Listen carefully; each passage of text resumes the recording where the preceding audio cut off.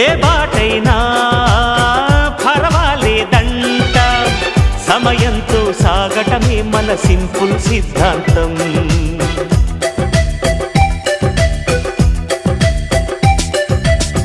చిరుగాలికి పరిమళమిచ్చే సిరిమల్లెల వనమై ఉందా, గగనాన్ని నేలను కలిపే హరివిల్లుల వంతెన అవుదా. ఆనందం అంటే అర్థం మనమందా, ప్రతి పూట పాటై సాగే హుషారు సరిగమలో. ఎన్నో ఎన్నో రాగాలుండే సంగీతం కాదా.